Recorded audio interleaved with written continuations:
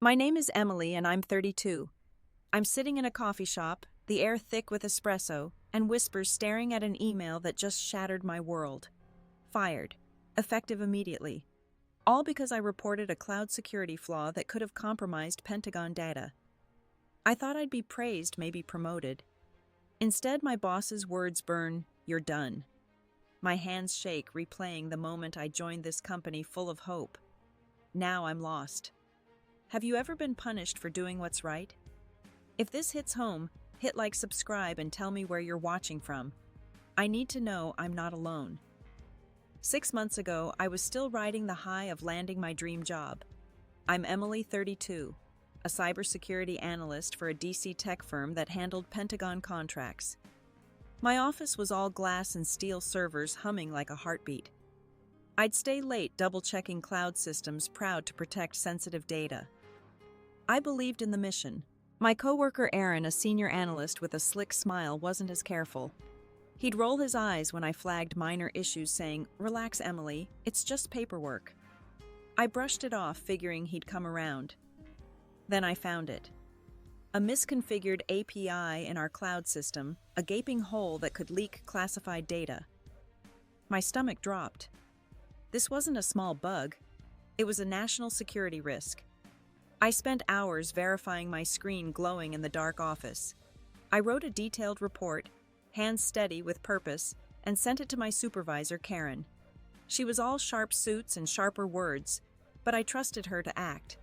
Her reply was a single line, "We'll handle it." No questions, no urgency. I stared at the screen, a knot forming in my chest. Why wasn't she alarmed? That night my sister Clara called, her voice heavy. She's a nurse, always juggling long shifts and longer fights with hospital admins. "They're cutting our breaks again," she said. I spoke up, and now I'm the bad guy. I told her about my report, how Karen brushed me off. "Sounds familiar," Clara sighed. Why is it always the ones who care who get slapped down? Her words stuck with me, mirroring my unease. I went to bed replaying Karen's email, wondering if I'd misread her. The next morning, I walked into our team meeting, report in hand, ready to push. The conference room smelled of stale coffee, and Aaron was already there, cracking jokes with the others.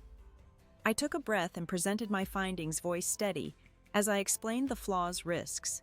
Silence followed. Aaron leaned back, smirking. "You're making a mountain out of a molehill, Emily. It's not like hackers are knocking." My cheeks burned. Karen cut in, her tone clipped. "It's under review. Let's move on." No one met my eyes. I sat down, pulse racing, feeling like I'd just been scolded in front of the class.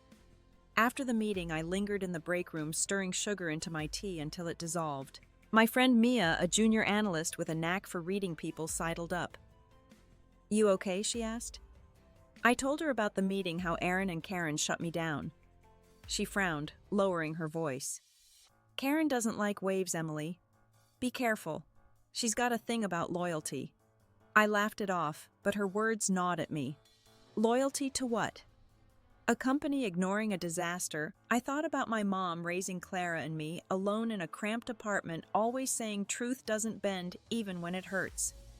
She'd worked double shifts as a cashier, never bowing to a sleazy manager. I grew up watching her grit, promising myself I'd be the same. But now, standing in that sterile break room, I felt small.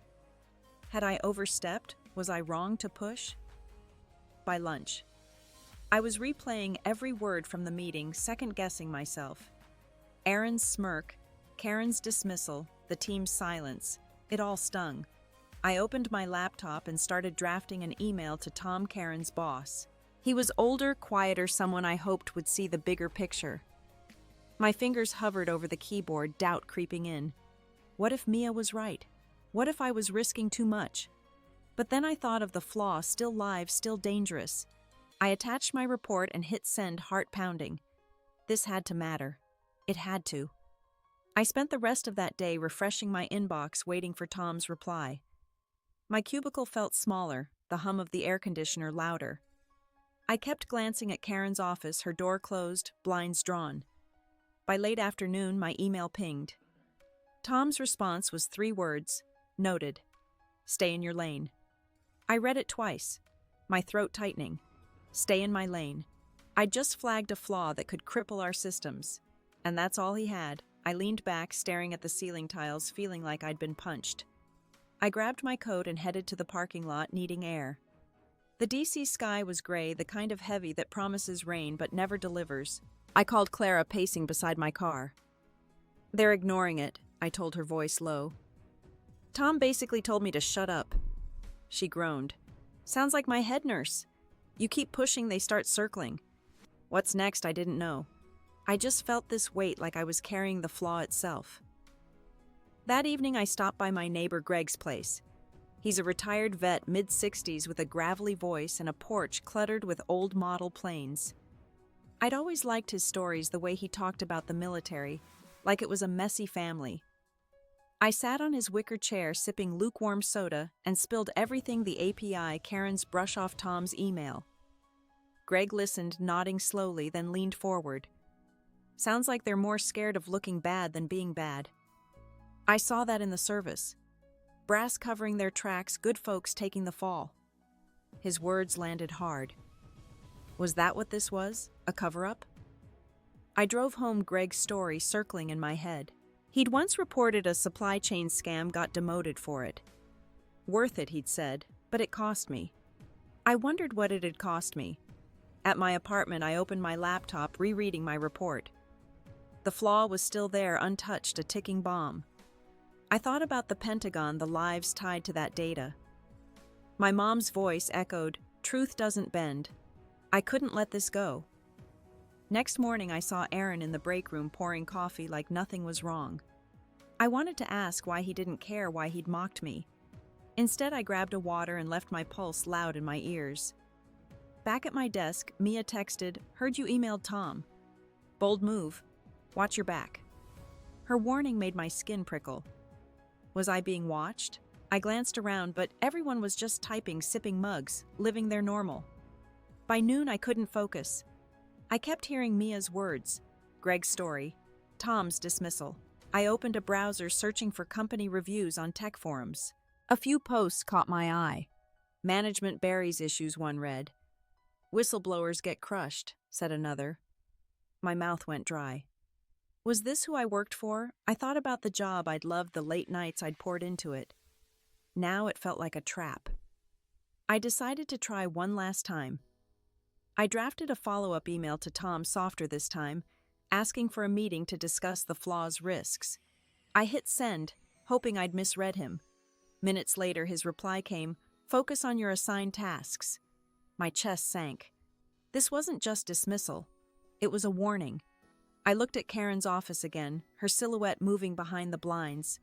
Something was wrong here, deeper than I'd thought. I closed my laptop, hands cold, knowing I'd just stepped into a fight I wasn't ready for. Weeks dragged on and the flaw sat untouched, a silent threat in the system. I'd check it nightly, my laptop's glow the only light in my apartment. The logs showed new access attempts, faint but real, like footprints in the dark. My stomach churned. This wasn't just negligence, it was reckless. I caught Aaron in the hallway, his tie-loose eyes on his phone. "Hey," I said, voice tight, "that API issue's still live. There's activity. We need to fix it." He shrugged, barely looking up. "Deadlines, Emily." Karen said it's fine. I pressed fine. "This could leak Pentagon data." He laughed sharp. "You're paranoid." "Chill." His words burned. Paranoid? I'd spent years studying threats like this. I walked away, fists clenched, my mind racing. At home, Lucas noticed my tension. "You're obsessing," he said over dinner, his fork scraping the plate. "Focus on your career, not some crusade." I snapped, "This is my career. People could get hurt." He sighed, looking away, and I felt a crack between us. He wanted safe, steady Emily, not this version wired and restless. I couldn't sleep, the logs haunting me. I started documenting everything: dates, access attempts, Aaron's dismissal. If no one else cared, I'd make them. I went to HR, palms sweaty, and met Sheila in a windowless office. She had kind eyes but a guarded smile. I laid out the flaw, the ignored reports. Aaron's attitude. "This isn't right," I said. "We're risking lives." Sheila nodded, jotting notes. "I hear you, Emily. But you know how it is. Chain of command. Stirring things up can backfire. Her tone softened. Think about your future here. Backfire. I left her words echoing Greg's stories of military cover-ups. At my desk, I Googled whistleblowers, landing on a story about a guy fired for exposing a defense contractor's fraud. He'd lost everything: job savings, marriage. My chest tightened. Was that my path? Lucas texted asking me to drop it, but I couldn't. Not now. I opened my report again, staring at the data. The flaw wasn't theoretical anymore. Someone was probing it. That night, Clara called, her voice raw from a double shift. Lost a patient today, she said. Kidney failure. The hospital ignored warning signs to save costs. I told her about Sheila, how HR brushed me off. Clara got quiet, then said, "You're not crazy, Em. They're scared of you. Keep going." Her words lit something in me, but fear lingered. I found a Pentagon hotline for contractor issues, saved the number, and stared at it. Calling felt like jumping off a cliff. The next morning, an email from Karen hit my inbox: performance review. Tomorrow, 9 a.m. My heart sank. Reviews weren't scheduled for months. I reread Tom's last email, focus on your tasks, and Sheila's warning replayed. This wasn't about performance. They were closing ranks.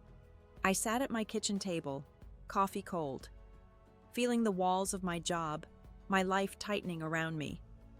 Whatever came next, I knew it wouldn't be good. I walked into the performance review like I was heading to a firing squad. Karen's office was cold, her desk bare except for a single folder. Tom sat beside her, his face unreadable. I took the chair across from them, my hands clasped to hide the trembling. Karen didn't waste time. "Emily, your recent behavior raises concerns," she said, voice flat. "Insubordination. Bypassing protocol." I opened my mouth to explain, but she held up a hand. "Your report was disruptive. Aaron says you've been pushing personal agendas." My breath caught.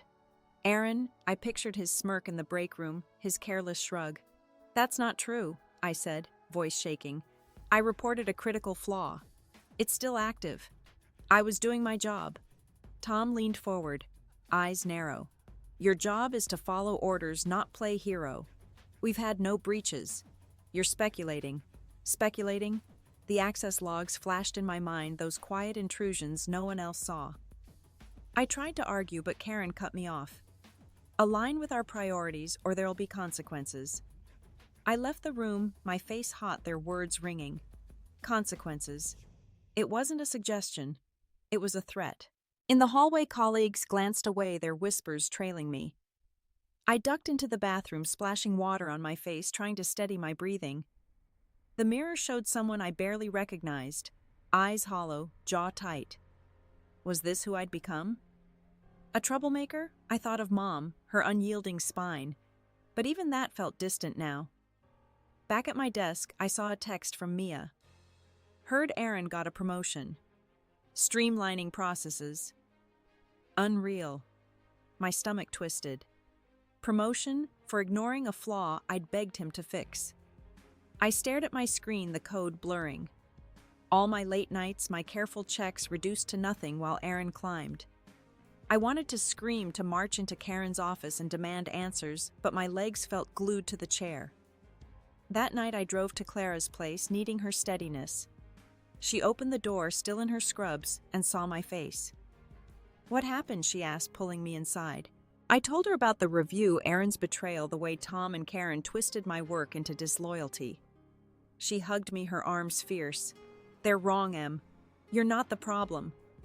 But as we sat on her couch, her words couldn't erase the ache. I felt exposed, like I'd been stripped bare in front of everyone. Lucas called, but I let it go to voicemail. His practicality, his "don't rock the boat" mantra would only make this worse. Instead, I scrolled through my phone, landing on the Pentagon hotline number. My thumb hovered over it. One call could change everything, but what would it cost? I thought of that whistleblower I'd read about, his life unraveled. My job, my savings, my future with Lucas.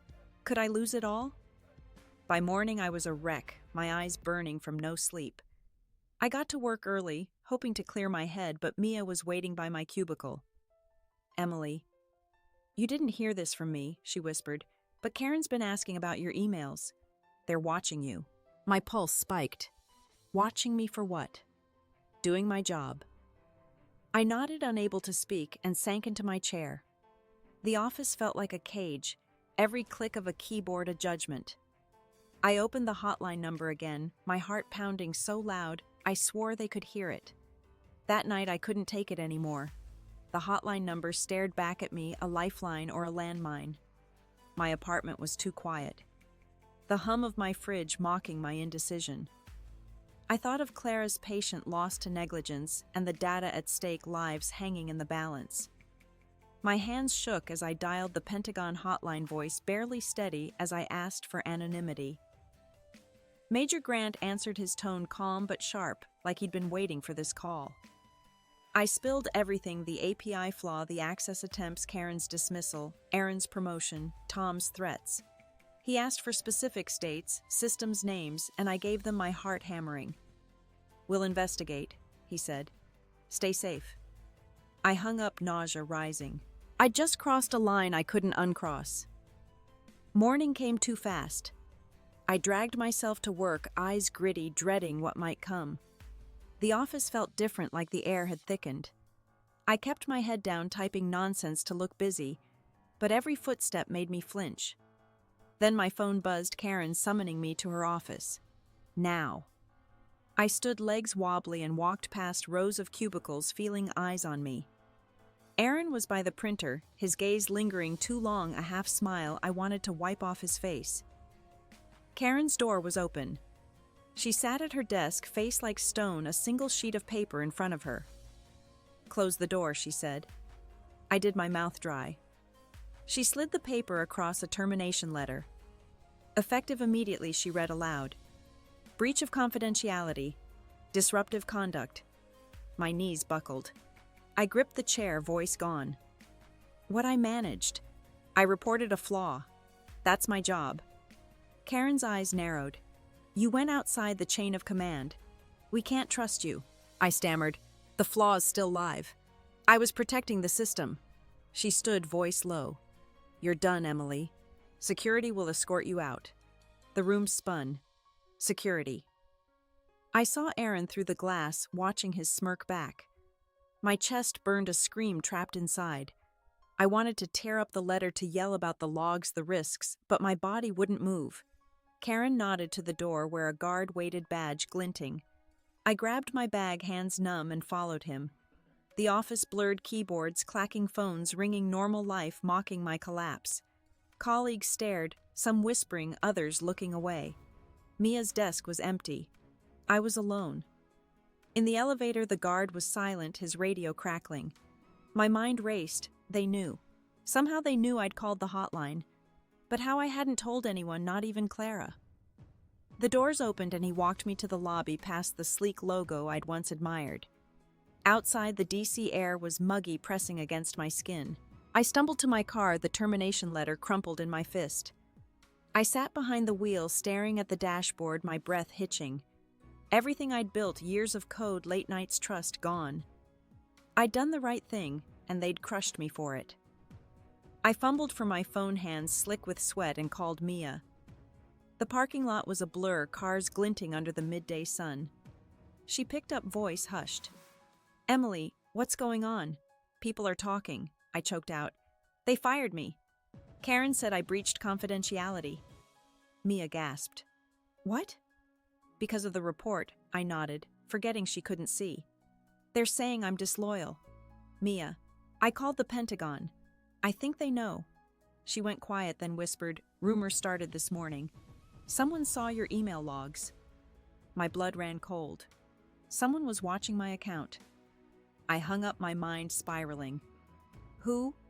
How I drove home, the termination letter on the passenger seat, a weight I couldn't shake. Lucas was waiting in my apartment, his face tight with worry. You didn't answer my calls, he said, then saw my expression. I told him everything, voice cracking. His jaw clenched. I told you, Emily. You should have stayed quiet. Now what? No job, no savings, just trouble. His words cut deeper than Karen's. I snapped, You think I wanted this? I was trying to do right. He shook his head, pacing. Right for who? Not us. You've tanked our future. I sank onto the couch, his accusation echoing. Our future. I'd pictured lazy Sundays, maybe a ring someday, but now it felt like ash. I stormed out, needing air, and drove to Greg's porch. He was sanding a model plain sawdust on his jeans. I blurted at all the firing the hotline Lucas's anger. Greg set the plane down, eyes steady. I reported a colonel once. Lost my squad's respect but saved a unit. You did the same. Hold tight. His voice was solid, but I felt hollow. Saved what? My career was gone. Back home, I checked my email, desperate for something, anything. A new message sat there. No sender name. Just a string of numbers. Pentagon investigating. Stay safe. My pulse spiked. Investigating. So it was real, but why the warning? I locked my doors, checked the windows, paranoia creeping in. Clara called, sensing my panic. Come stay with me, she urged, but I refused. I needed to face this alone. I barely slept, the message replaying. At 2 a.m., a sharp knock jolted me upright. My heart slammed against my ribs. I crept to the door, phone clutched like a weapon. The peephole showed nothing, just the dim hallway. Another knock, louder. I froze, breath shallow, every sound amplified. Was it the company? Someone from the hotline. I backed away, sinking to the floor, the note beside me. I was unraveling, and there was no way out. The knock was Clara, her face pale under the hallway light. You weren't answering, she said, stepping inside, her nurse's bag slung over her shoulder. I collapsed against her, the terror of those bangs still pulsing in my veins. We sat on my couch, the clock ticking past 3 a.m., and I told her about the mystery email, the firing, Lucas's words cutting me open. She gripped my hand. You're not done, Em. They want you scared. Fight back. Her voice was steel, and something in me stirred, a flicker of the girl who'd once believed she could change things. By dawn, Clara had convinced me to act. Go public, she said, brewing coffee that filled my apartment with its bitter warmth. They're banking on your silence. I nodded, my resolve hardening. I thought of Mom, her quiet strength, and knew I couldn't let this end with me cowering. I opened my laptop, searching for a way to expose the truth without losing myself completely. A tech blog popped up, run by a journalist named Rachel, who'd broken stories on corporate cover-ups. My fingers hesitated, then typed a message. I have evidence of a security flaw ignored by a Pentagon contractor. Can we talk, anonymous? Rachel replied within hours, her tone sharp but curious. Send details. If it checks out, I'll dig. I spent the morning combing through old emails, finding my original report, Karen's curt replies, and Tom's stay in your lane jab. Each word I reread fueled me, turning fear into purpose. I copied everything onto a USB, my hands steady for the first time in days. This wasn't just about me anymore. It was about the data, the lives, the trust they'd betrayed. I called my old college mentor, Professor Elaine, a cybersecurity guru with a no-nonsense streak. Her voice crackled through the phone, warm but firm. Emily, you're in deep. What's your play? I told her about Rachel, the USB, my fear of being exposed. She paused, then said, You're doing what I taught you. Protect the system, not the egos. I know a lawyer, Mark, who handles whistleblower cases. Meet him. My chest loosened. Elaine's belief in me felt like a lifeline. That afternoon, I met Rachel in a crowded park, benches damp from morning rain. She was younger than I'd expected, with quick eyes and a notepad. I handed her the USB, my voice low. This shows they ignored a flaw that could have leaked Pentagon data. They fired me for reporting it. She scanned the files, her brow furrowing. If this is real, it's huge. I'll need time to verify. I nodded, my heart racing but lighter. I'd taken a step one I couldn't take back. Back home, Elaine sent me Mark's contact. I called him, my voice steadier than I felt. He listened as I laid out the story, his questions sharp but kind. You've got a case, he said. But it's a fight. Retaliation, smear campaigns, they'll come for you. You ready? I swallowed, thinking of Clara's grip, Elaine's faith. I have to be, I said. He chuckled softly. Good. You're braver than most. His words sank in a spark catching. For the first time since that letter, I felt like I was moving forward, not falling. Rachel's article hit the internet the next morning, a quiet bomb. Titled, Security Flaw. Ignored by Pentagon contractor, it laid out the API issue in stark detail, my name left out but my report front and center. I read it on my phone, curled up on my couch. The words blurring as my pulse raced. Tech forums lit up, users speculating about the company's negligence, some even naming Karen. I felt a rush, like I'd finally been heard, but my hands still shook. This was real now, no turning back. I got a call from an unknown number that afternoon. Emily, this is Major Grant, the voice said, steady and clipped. Your tip triggered an audit. We need your testimony on record. You'll be protected. My mouth went dry. Testimony. I'd been anonymous, safe in the shadows. Now they wanted my face, my voice. I stammered, what if they retaliate? Grant's tone softened. We've got your back. This matters. I hung up, staring at the wall, the weight of his words sinking in. I called Elaine, needing her clarity. It's your call, Emily, she said. But you've already started this. Finish it. Her voice was a tether pulling me back to the woman I'd been in her classroom, hungry to make systems safer. I thought of the access logs, those silent threats no one else saw. If I stayed quiet now, I'd be no better than Aaron. I told Grant I'd meet him, my voice firmer than I expected. The meeting was set for a nondescript office in Arlington, all beige walls and buzzing fluorescents. I wore my old blazer, the sleeves a little tight, and sat across from Grant, his uniform crisp. He asked about the flaw, the emails, Aaron's dismissal, Karen's threats. I answered, my voice steady, each word a brick in a wall I was building. When I finished, Grant leaned back. You did what most wouldn't. We're moving fast because of you. My throat tightened, not with fear but with something new, pride. Back home, Lucas was waiting, his face softer than it had been in weeks. I saw the article, he said, sitting beside me. I was wrong, Em. You're not just brave, you're right. His hand found mine, and I let it stay, the warmth grounding me. We talked late about us, about what this fight might cost. For the first time, he listened, really listened, and I felt a piece of us mend. That evening, my phone buzzed with a news alert. Pentagon suspends major contractor over security concerns. My breath caught. The company's name was there, bold and undeniable. I scrolled, seeing phrases like ongoing investigation and whistleblower evidence. My evidence. My fight. I set the phone down, my apartment quiet, except for the hum of the city outside. I walked to my window, looking at the DC skyline, its light steady against the dusk. I didn't say a word, didn't need to. My reflection in the glass was enough, a woman who'd finally stood up, no matter the cost. The company's statement came out the next day, a polished press release that twisted the knife. We deny any negligence, it read, and attribute this disruption to a rogue employee's actions.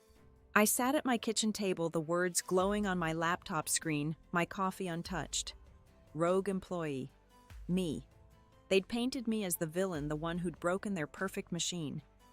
My chest tightened, not with anger, but with a dull, heavy ache. I'd expected pushback, but not this, a public smear, my name unspoken but unmistakable. I opened my phone, scrolling through social media. The article had spread, and so had the reactions. Some posts praised the whistleblower, calling for accountability. Others were vicious, traitor, one user wrote.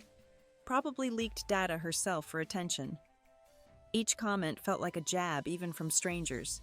I shut the app, my hands cold, and stared at the table's wood grain, trying to anchor myself. Mark, my lawyer, called soon after. This is them flailing, he said, his voice calm but firm. They're scared. Stay off the internet. Focus on the audit. I nodded, though he couldn't see, but his words didn't ease the sting. Scared or not, they'd turned me into a target. Mia texted later. Her message short, I quit. Couldn't stay after what they did to you. Coffee. I met her at a small diner, the kind with sticky tables and jukebox hums. She looked tired, her usual spark dimmed. Over greasy fries, she apologized. I should have backed you sooner, she said, eyes on her plate. They promoted Aaron to save face, but the audit's tearing them apart. He's been demoted. I froze fork halfway to my mouth. Demoted, part of me wanted to cheer, but all I felt was emptiness. Aaron's fall didn't undo my firing, didn't erase the label they'd slapped on me. When I got home, my mom Diane was on the phone, her voice sharp with worry. Emily, this is too dangerous, she said. Come home. Stay with me until it's over. She lived 3 hours away in a small town where nothing ever happened. I pictured her pacing, her kitchen gray hair tucked behind her ears, and my throat closed up. I can't, Mom, I said. I started this. I have to finish it. She sighed, the sound heavy with years of watching me push too hard. You're just like your father, she said, and hung up. Her words stung. Dad had left when I was 6, chasing dreams that never landed. Was I like him, reckless, breaking everything? Rachel's next article dropped that evening, a follow-up that named Karen as the one who buried my report. Leaked emails showed her dismissing the flaw as overblown. I read it on my couch, the room lit only by my screen. The internet exploded again, hashtags trending, but I couldn't join the noise. My phone buzzed with a news alert, a Pentagon press conference scheduled for tomorrow. My heart thudded. This was it, the audit's results. Maybe my vindication. But as I sat there alone, the weight of being rogue pressed harder. Everyone had an opinion, but no one knew me, not really. I turned off the light, the darkness swallowing me whole. The Pentagon press conference streamed live the next morning, and I watched it on my laptop, curled up in a blanket that smelled of stale laundry. A general in a crisp uniform stood at the podium, his voice steady. We owe a debt to the whistleblower who exposed this flaw, he said. Their courage uncovered a systemic failure. My breath caught. Whistleblower. Me. He didn't say my name, but the word felt like a spotlight burning away the rogue label.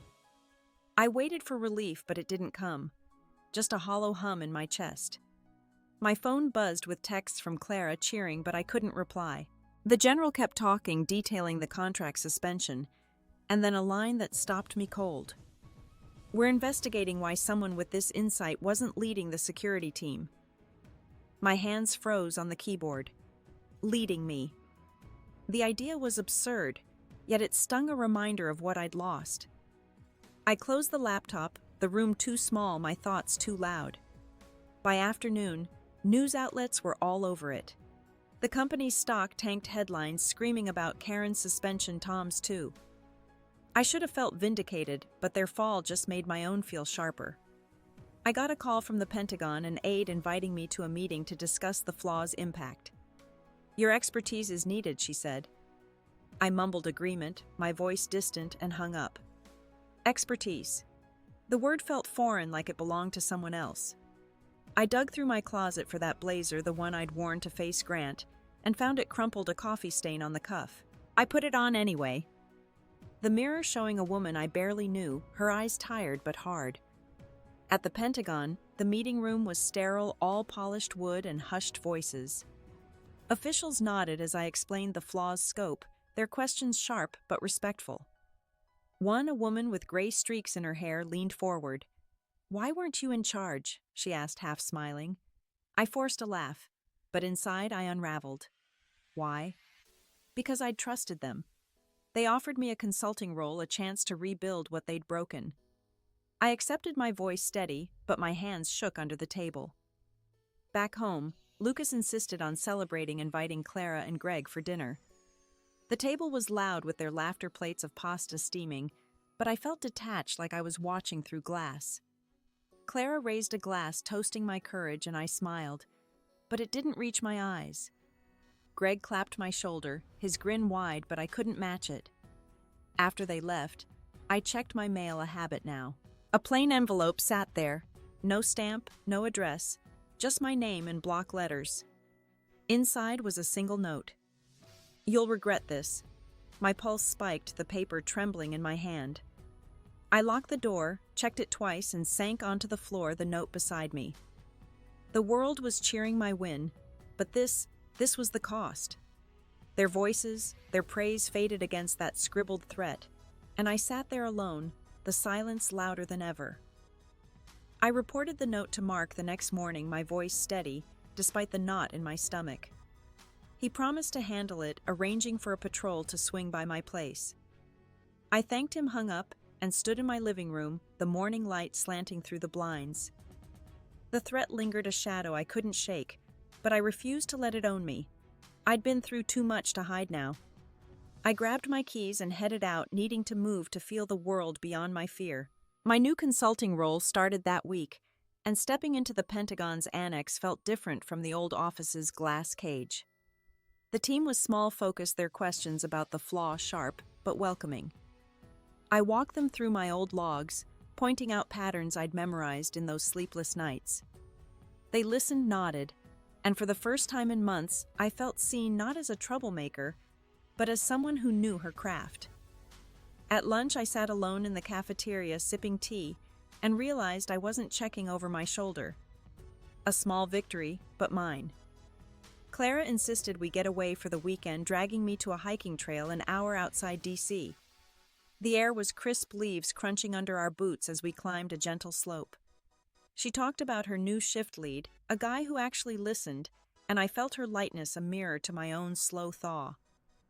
We stopped at a lookout, the city, a distant haze below. "You're different," she said, squinting at me. "Stronger, maybe." I shrugged, but her words settled deep. I wasn't the Emily who'd crumbled in that parking lot. Not anymore. Back at work, I met Zoe, a young analyst with quick fingers and nervous eyes. She cornered me after a meeting, her voice low. "I read about the whistleblower," she said. "Was that you?" I hesitated, then nodded. Her face lit up, but her next words were soft. "I saw something shady in our code last week. Didn't report it. Scared I'd end up like you." I saw myself in her, the doubt, the weight. "You don't have to be me," I said. "Just start small. Document it. I'll help." She smiled, a crack in her fear, and I felt a quiet pride, like I'd passed something on. That evening I visited Greg, his porch, now lit with string lights that swayed in the breeze. I brought a six-pack, a thank you for his stories that had kept me grounded. We sat, the air cool, and I told him about Zoe, the team, the note. He listened, then pulled a small coin from his pocket, a military token, its edges worn. "For courage," he said, pressing it into my hand. "You earned it." I turned it over, the metal heavy, and my throat tightened.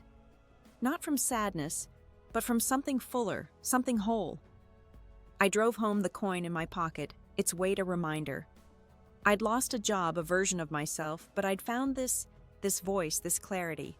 I parked and sat in my car, the street quiet, the city humming beyond. For the first time, I didn't feel like I was running. I just breathed slow and deep, letting the moment hold me. Rachel called the next day, her voice bright with news. The company was facing lawsuits now, creditors circling like vultures. "They're filing for bankruptcy," she said.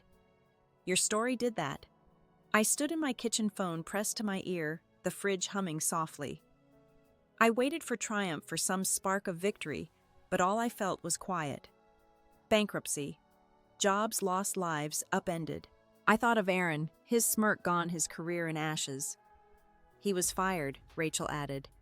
"No one trusts him now." I nodded, though she couldn't see, and hung up. Justice, maybe, but it tasted like dust. I spent that afternoon at my desk, sketching out training plans for Zoe and the team. The work was steady grounding, each keystroke a small act of rebuilding. I caught myself humming a habit I'd lost months ago. Outside, the DC sky was heavy with clouds, but I didn't mind. I was learning to live with gray. Lucas and I met for dinner at a quiet bistro, the kind with candles flickering in mason jars. He talked about a new job offer, a move to a smaller town, maybe a fresh start. His eyes searched mine, softer now, like he saw me clearer. "What do you think?" he asked. I sipped my wine, letting the question settle. Maybe I said and meant it. Not a promise, but a door left open. We walked home hand in hand, the city's pulse steady around us, and I felt a weight lift, not all at once, but enough. The next week, I spoke at a tech conference, my name hidden behind a guest speaker tag. The room was packed, faces blurred under harsh lights. I told my story, not the headlines, but the truth, the doubt, the cost, the choice to speak. When I finished, the applause was loud, warm, but it was a single nod from a woman in the back that stayed with me. Her eyes said she understood. I left the stage lighter, my steps sure. At home, I found a box of old photos tucked under my bed, dusty and forgotten. One caught my eye. Me and Mom at a county fair, her laugh wide, my gap-toothed grin matching. I traced her face, remembering her hands rough from work, always steady. She'd called me reckless, but she'd raised me to stand tall. I set the photo on my shelf, a quiet thank you to her, to me, to the girl who'd kept going. That night I pulled out my journal, its pages worn from months of worry. I wrote one line, "I'm not who I was, and that's enough."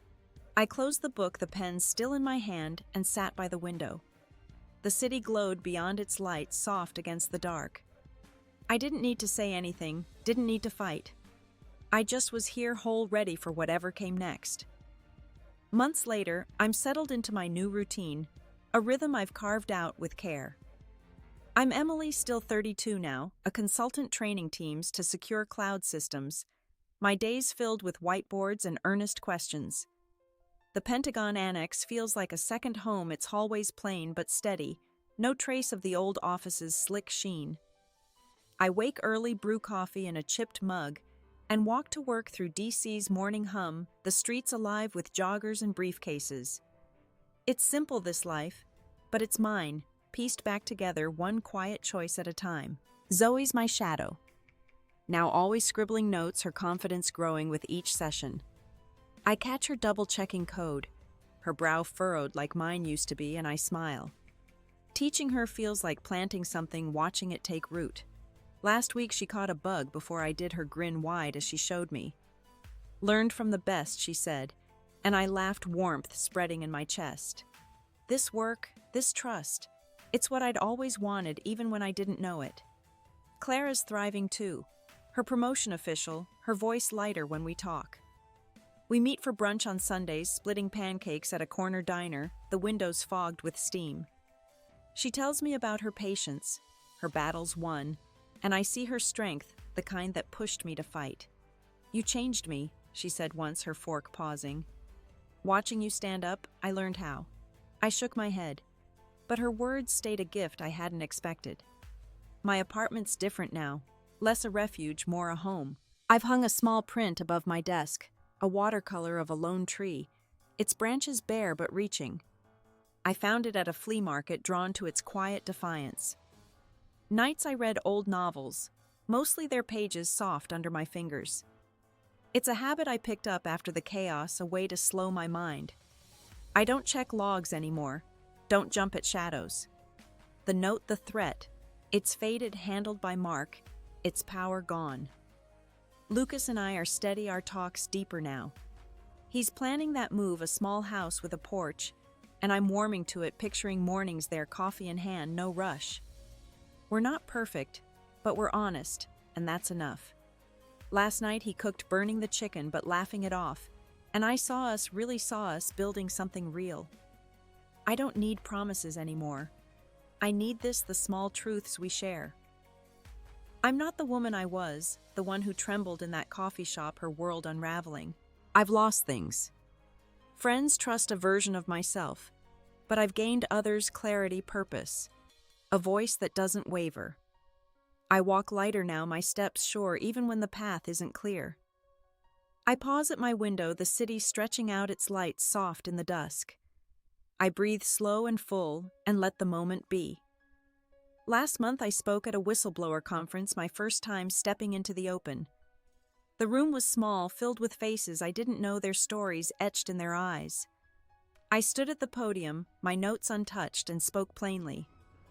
I told them about the flaw, the firing, the fear, but also the quiet strength that grew from it. My voice didn't shake, not once. When I finished, the room stood their applause, a wave I hadn't expected. I stepped down, my hands steady, my heart full. A young woman approached me after her ponytail swinging, her voice barely above a whisper. "Your story gave me courage," she said. "I reported my boss last week. Harassment. I was terrified, but you showed me I could." Her eyes shone and I saw myself in her, the Emily who'd once hesitated. I hugged her, whispering, "You're stronger than you know." Her smile stayed with me, a reminder that my choice had rippled, touching lives I'd never see. I've learned something through all this, something I carry now like a quiet truth. Courage isn't loud or fearless. It's the small, stubborn choice to act when silence feels safer. I lost a job, strained bonds, faced threats. But I found something deeper, a freedom that comes from knowing I didn't bend. It's not about winning or being right. It's about standing in your truth even when it shakes you. We all have that power, that voice waiting to be used. I used mine, and it changed me, not because I was brave, but because I was honest. I think about that coffee shop sometimes, the one where I sat broken reading that termination email. I pass it now on my walks, its windows warm with light, and I don't flinch. It's just a place, not a wound. I've rebuilt, not perfectly, but truthfully, and that's what matters. My life is quieter now, but it's mine, shaped by choices I can stand behind. I want to hear from you. What's a moment you chose truth over fear, even when it cost you? Share it below. Your story might lift someone else. If this resonated, please like, subscribe, and share it with someone who needs it. Your support keeps these stories alive, and I'm grateful for every one of you. Thank you for listening, for being here. Keep going, keep speaking, and know you're never alone.